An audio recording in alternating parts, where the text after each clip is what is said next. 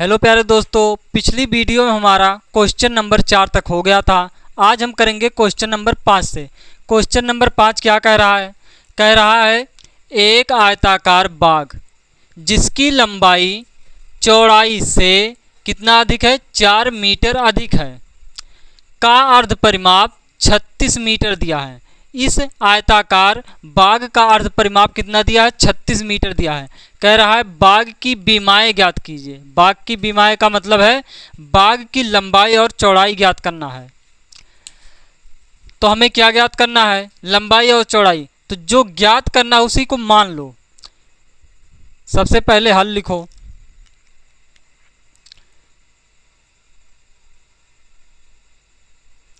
तो हमें क्या ज्ञात करना है? लंबाई और चौड़ाई। तो मान लो, माना आयताकार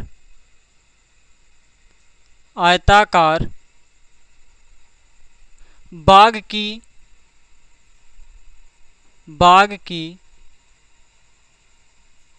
चौड़ाई बराबर x मीटर है। क्या है? x metre. चौड़ाई x मीटर है और इस आयताकार बाग की लंबाई मान लो y मीटर है। माना आयताकार बाग की लंबाई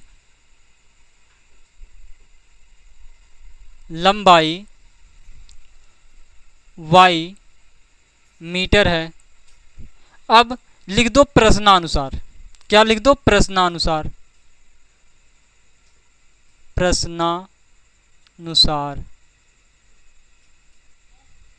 अब दोस्तों ध्यान से क्वेश्चन पढ़ो। क्वेश्चन क्या कह रहा है? क्वेश्चन कह रहा है जो लंबाई है वो चौड़ाई से 4 मीटर अधिक है। जो लंबाई है वो चौड़ाई कितना है? x है। चौड़ाई से 4 अधिक है। क्या कह रहा है? जो लंबाई है वो चौड़ाई से 4 अधिक है। अगर हम ये जो लंबाई है किससे अधिक है? चौड़ाई से 4 अधिक है। अगर हम चौड़ाई में 4 जोड़ देंगे तो किसके बराबर हो जाएगा? लंबाई के। तो ये हो गया पहला समीकरण। आगे क्वेश्चन क्या कह रहा है? कह रहा है जो अर्ध परिमाप है वो 36 मीटर है। अर्ध परिमाप का मतलब x प्लस y बराबर कितना दिया है? 36 मीटर। ये हो गया हमारा दूसरा क्वेश्चन। यहां पर लिख दो चूंकि आयताकार, लिख दो आयत का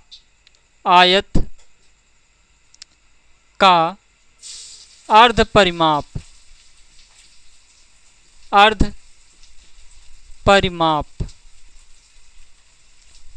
का अर्ध परिमाप क्या होता है? आयत का जो परिमाप होता है वो क्या होता है? 2 कोष्टक में लंबाई प्लस चौड़ाई होता है। ये होता है आयत का परिमाप। लेकिन हमें क्या निकालना है? अर्ध परिमाप कहा गया है। तो अर्ध परिमाप के लिए क्या करना पड़ेगा? 2 का हमें भाग देना पड़ेगा। तो 2 से 2 कट जाएगा। तो क्या आ गया? अर्ध परिमाप? लंबाई प्लस चौड़ाई। तो लंबाई यहां पर कितना है? x प्लस चौड़ाई कितना है? y। लंबाई हमारा y है और चौड़ाई हमारा x है। तो ये हो गया x प्लस y। अब कहा है कि बाग की बीमाएं ज्ञात कीजिए। यहाँ पर हम 2 समीकरण हमारा बन गया है। हम किसी भी तरीके से x और y का वैल्यू निकाल सकते हैं। इसमें कहीं नहीं कहा है कि ग्राफ विधि से हल कीजिए।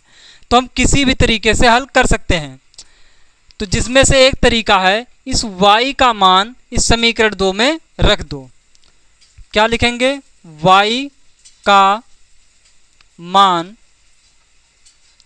समीकरण 2 में रखने पर, y का मान समीकरण 2 में रख दो। तो ये हो गया x प्लस y। y बराबर कितना है? x प्लस 4 बराबर 36। ये हो गया 2x बराबर 4, उधर भेज दो, इधर प्लस का उधर जाकर माइनस का हो जाएगा, तो 36 माइनस का 4, तो ये हो गया 2x बराबर 36 में से 4 गया 32, तो 2 एक 2, 16 दूना 32, तो ये x बराबर क्या आ गया, x बराबर आ गया 16 मीटर। अब x का वैल्यू समीकरण नंबर 1 में रख दो, जिससे y का वैल्यू निकल जाए। तो लिखेंगे x का मान समीकरण 1 में रखने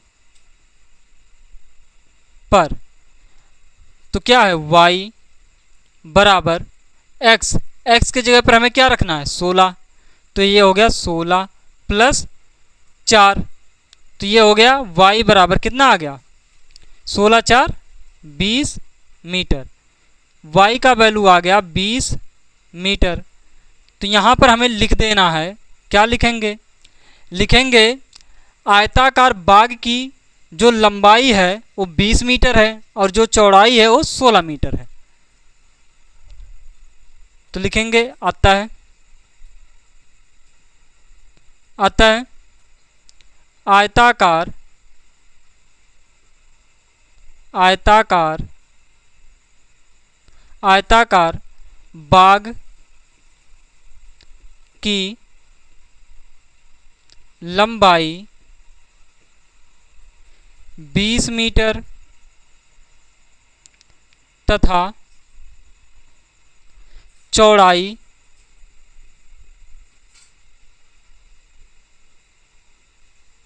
16 मीटर है। तो हमें क्या दिया गया था, हमें दिया गया था एक आयताकार बाग है जिसकी लंबाई चौड़ाई से 4 मीटर अधिक है। तो हमने क्या किया, y बराबर x प्लस 4 लिख लिया। फिर क्या कह रहा, जो अर्ध परिमाप है वो 36 है। अर्ध परिमाप का मतलब आयत का अर्ध परिमाप। तो आयत का परिमाप का सूत्र क्या होता है, 2 कोष्ठक में लंबाई प्लस चौड़ाई, लेकिन हमें क्या निकालना था अर्ध परिमाप, तो 2 से 2 कट गया, हमने 2 का भाग किया तो आ गया अर्ध परिमाप। तो अर्ध परिमाप क्या बना, x प्लस वाई बराबर क्या दिया है 36 दिया गया है। तो इसको हमने क्या किया, y का मान इस समीकरण में रख लिया और हमने सॉल्व किया, तो हमारा आयताकार बाग की लंबाई 20 मीटर आ गया और चौड़ाई हमारा 16 मीटर आ गया। अब करते हैं अगला क्वेश्चन। अगला क्वेश्चन है, क्या कह रहा है, कह रहा है एक रैखिक समीकरण 2x प्लस 3y माइनस 8 बराबर 0 दी गई है। कह रहा है दो चरों का मतलब x और y यानी कि 2 चर, एक ऐसी और रैखिक समीकरण लिखिए। कह रहा है इसके जैसा एक और रैखिक समीकरण लिखिए ताकि प्राप्त युग्म का मतलब क्या होता है जोड़ा, ताकि प्राप्त युग्म का ज्यामितीय निरूपण जैसा की हो। मतलब पहला क्वेश्चन क्या कह रहा है, पहला क्वेश्चन कह रहा है प्रतिच्छेद करती रेखाएं। यहाँ पर पहली रेखा दिया गया है, यानी कि पहली रेखा का समीकरण दिया गया है। हमें दूसरी रेखा का समीकरण इस प्रकार बनाना है कि ये रेखा और जो हम समीकरण बनाएं वो दोनों रेखाएं क्या करें, प्रतिच्छेद करें। ये पहला क्वेश्चन कह रहा है।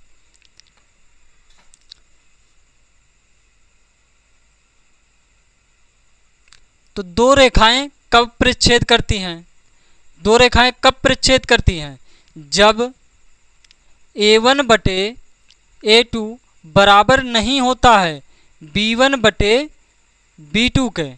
तो हमें क्या समीकरण ही लिखना है, तो हमें कुछ इस प्रकार से समीकरण बनाना है जिससे बने a1 बटे a2 बराबर ना हो b1 बटे b2 के। तो यहाँ पर पहला रेखा दिया गया है, यानी कि पहला समीकरण दिया गया है। क्या दिया गया है, ये पहला क्वेश्चन है, क्या दिया है 2x प्लस का 3y माइनस का 8 बराबर 0। अब हमें दूसरा समीकरण लिखना है जिससे ये दोनों रेखाएं यानी कि दोनों समीकरण परिच्छेदी रेखाएं बनाएं। तो यहाँ पर कर लो 4x प्लस का 4y माइनस का 7 बराबर 0। अब यहाँ पर देखो हमारा उद्देश्य क्या था कि जिससे ये प्रच्छेदी रेखाएं बने। प्रच्छेदी रेखाएं बनने के लिए कंडीशन क्या होता है, a1 बटे a2 बराबर नहीं होना चाहिए b1 बटे b2 के। तो देखो यहाँ पर a1 बटे a2 का वैल्यू क्या है, a1 का वैल्यू 2 है और a2 का वैल्यू कितना है 4।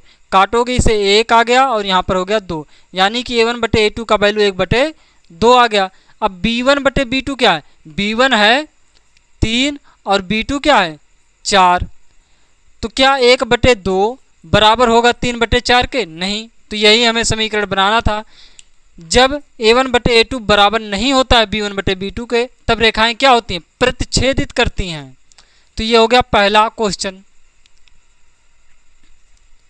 दूसरा क्वेश्चन में क्या कहा है, दूसरा क्वेश्चन में कहा है ये जो समीकरण दिया गया है ये सबके लिए दिया गया है, हर एक क्वेश्चन के लिए। हमें सिर्फ दूसरा समीकरण बनाना है। तो पहला समीकरण क्या दिया है, 2x प्लस का 3y माइनस का 8 बराबर 0। अब क्या कह रहा है, कह रहा है समांतर रेखाएं। रेखाएं कब समांतर होती हैं, जब a1 बटे a2 बराबर हो b1 बटे b2 के। ये बराबर नहीं होना चाहिए c1 बटे c2 के। तो हमें कुछ इस प्रकार समीकरण बनाना है जिससे a1 बटे a2 बराबर हो जाए b1 बटे b2 के, लेकिन c1 बटे c2 के बराबर ना हो। तो यहाँ पर बना लो 4x, कोई भी समीकरण अपने हिसाब से बना सकते हो। यहाँ पर हो गया 4x प्लस का 6y माइनस का 7 बराबर 0। अब देखो यहाँ पर चेक कर लो क्या ये सही समीकरण है। a1 बटे a2 क्या होगा, a1 बटे a2 होगा 1 बटे 2, यानी कि 2 एक 2, 2 दूना 4, या ऐसे लिख लो 2 बटे 4। इसको काटोगे 2 एक 2, 2 दूना 4, 1 बटे 2 आ गया। b1 बटे b2 क्या होगा, b1 है 3 और b2 कितना है 6, 3 एक 3, 3 दूना 6, क्या आ गया 1 बटे 2, 1 बटे 2। अब c1 बटे c2 क्या है, माइनस का 8 बटे माइनस का 7। तो क्या ये c1 बटे c2 के बराबर है, नहीं है। तो ये हो गया हमारा दूसरा समीकरण, यानी कि दूसरा क्वेश्चन हो गया।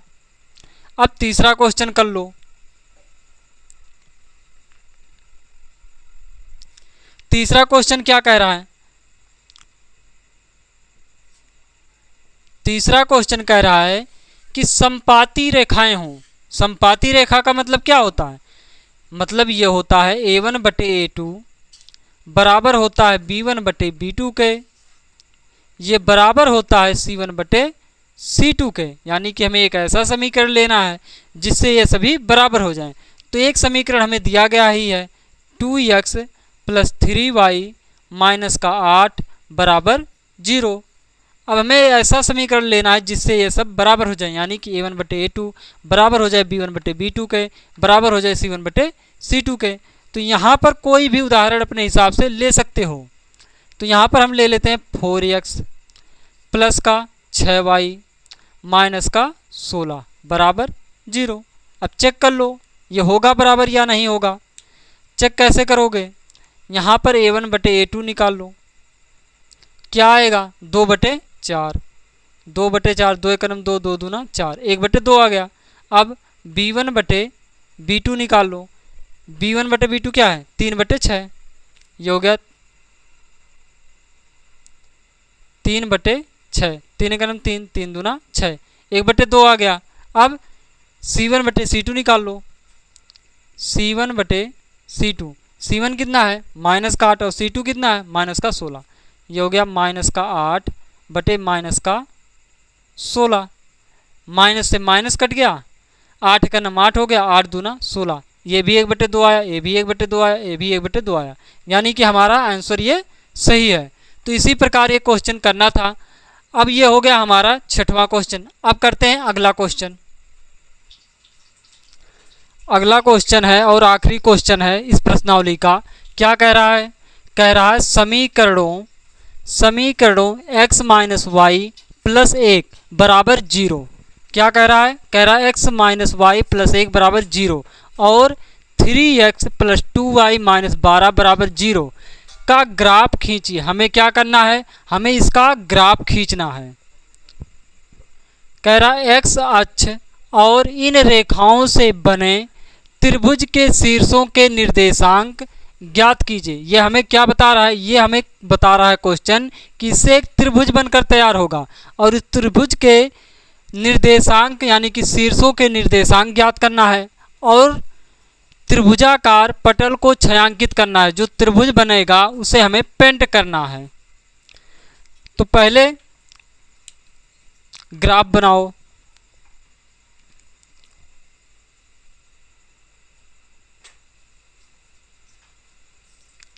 पहला समीकरण क्या दिया है?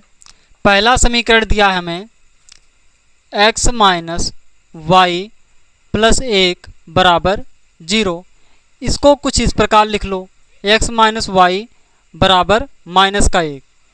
अब डब्बा विधि का प्रयोग कर लो और बिंदु पता कर लो।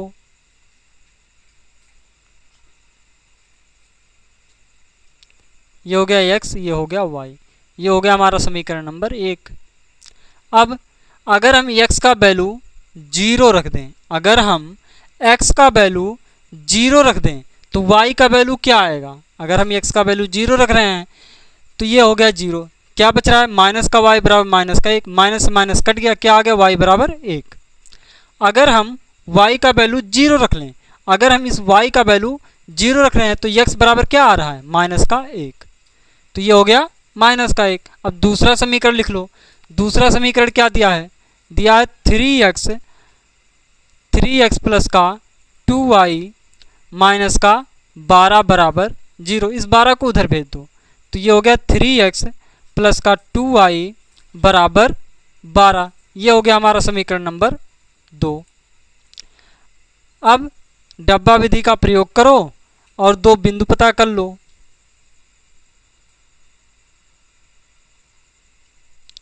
ये हो गया x, ये हो गया y। अगर हम x का वैल्यू 0 रख दें, क्या?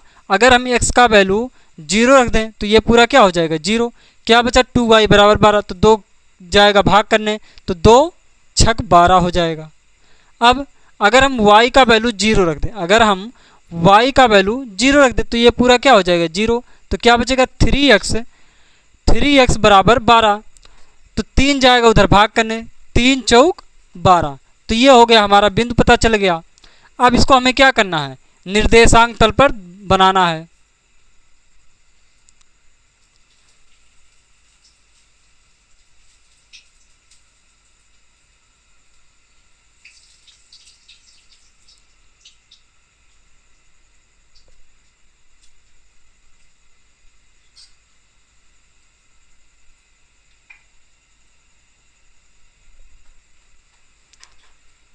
ये हो गया 1, ये हो गया 2, ये हो गया 3, ये हो गया 4, ये हो गया 5, ये हो गया 6, ये हो गया 7, ये हो गया 1, ये हो गया 2, ये हो गया 3, ये हो गया 4, ये हो गया 5, ये हो गया 6। यहाँ पर हो गया -1, ये हो गया -2, ये हो गया -3, ये हो गया -4, ये हो गया -5, ये हो गया -1, ये हो गया -2, ये हो गया -3, ये हो गया -4। ये क्या होता है? ये होता है हमारा मूल बिंदु 0। अब इन बिंदुओं को इस पर दर्शाओ। पहला समीकरण का ग्राफ बनाओ। यहाँ पर क्या दिया? x का वैल्यू 0, y का वैल्यू 1, यानी कि 0,1। 0,1 कहाँ पर पाएगा? x का वैल्यू 0, y का वैल्यू 1 यहाँ पर है, तो ये हो गया 0,1। अब ये हो गया हमारा एक बिंदु। अब क्या है? माइनस का 1, 0, x का वैल्यू -1 और y का वैल्यू 0, x का वैल्यू -1 और y का वैल्यू 0। ये हो गया।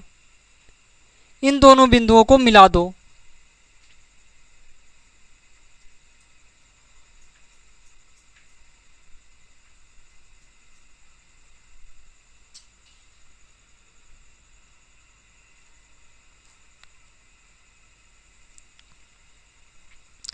इनको पटरी से मिलाना जिससे एकदम सीधा बने। तो हमने एक किसका ग्राफ बनाया, हमने बनाया graph x minus y plus 1 का graph, x minus y plus 1 बराबर 0 का ग्राफ हमने बना लिया। अब ग्राफ इसका बनाओ, तो ये क्या है 0, 6, x का वैल्यू 0, y का वैल्यू 6, x का वैल्यू 0, y का वैल्यू 6, ये हो गया 0, 6, तो ये बिंदु हो गया। अब क्या है 4, 0, x का वैल्यू 4, y का वैल्यू 0, x का वैल्यू 4, y का वैल्यू 0, ये बिंदु हो गया। इन दोनों को मिला दो,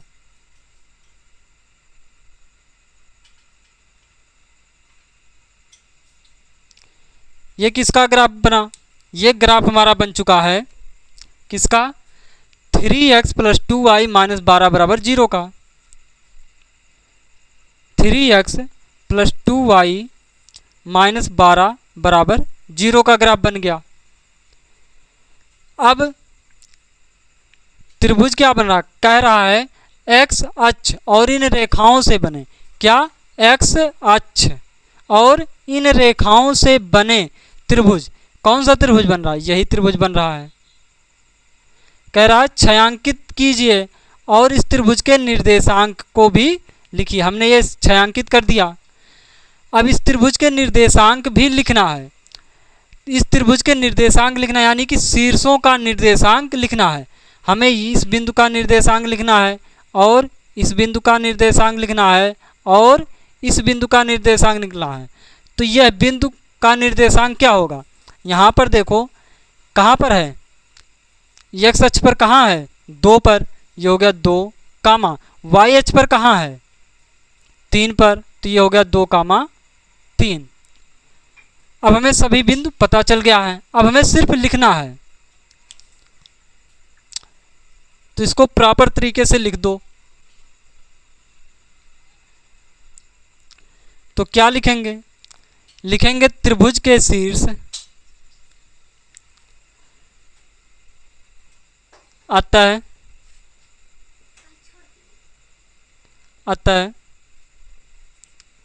त्रिभुज के शीर्ष, अतः त्रिभुज के शीर्ष क्या हैं, पहला है हमारा -1, 0, क्या है -1, 0।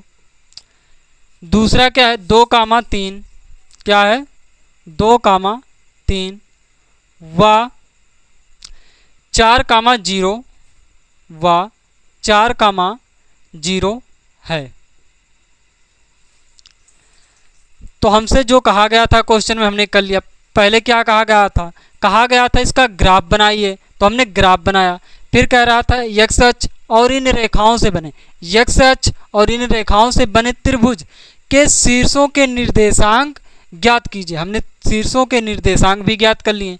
कहा गया था त्रिभुजाकार पटल को छायांकित कीजिए, हमने त्रिभुजाकार पटल को छायांकित भी कर दिया। तो दोस्तों ये 3.1 में 7 क्वेश्चन थे जिसको हमने कंप्लीट कर लिया। तो दोस्तों आज इतना ही, कल हम करेंगे 3.2 का बेसिक। तो दोस्तों अगर वीडियो अच्छा लगा हो तो लाइक, सब्सक्राइब, कमेंट जरूर करें। Thank you.